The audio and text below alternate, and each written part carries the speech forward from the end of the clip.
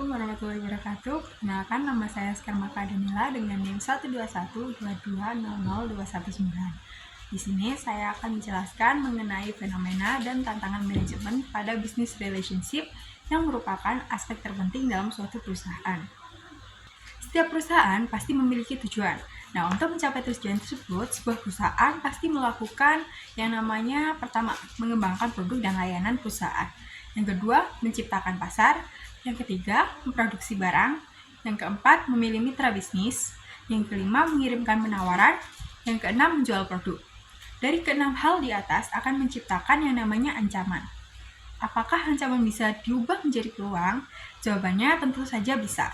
Jika hal tersebut dapat dikelola dengan baik, dengan cara mengidentifikasi masalah dan memperbaiki masalah, perusahaan dapat meningkatkan proses dan mendapatkan keunggulan kompetitif. Kemudian, inovasi produk dan layanan. Perusahaan dapat mendengarkan keluh kesah dari pelanggan untuk mengembangkan fitur baru atau layanan yang lebih baik.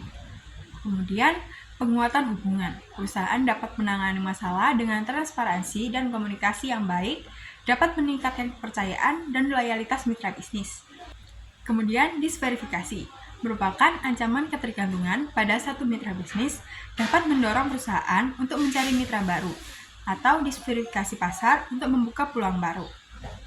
Kemudian ada meningkatkan daya saing perusahaan. Dapat membuat perusahaan lebih tangguh dan adaptif. Dengan mempelajari tantangan yang ada, perusahaan seringkali menjadi lebih kompetitif di pasar.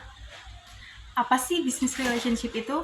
Jadi, business relationship atau hubungan bisnis merupakan konsekuensi dari transaksi pasar antara pemasok dan pelanggan yang tidak acak. Tidak acak itu dikarenakan adanya keterkaitan sistematis antara pelanggan dan pemasok. Setiap hubungan bisnis dimulai pada saat transaksi pertama, baik dari pembelian oleh pelanggan maupun penjualan oleh pemasok. Tetapi, tidak setiap pertemuan antara pemasok dan pembeli dapat disebut sebagai business relationship, melainkan transaksi yang dilakukan oleh mitra atau pemasok dan pembeli yang sama secara berulang-ulang. Terdapat dua jenis transaksi dalam business relationship.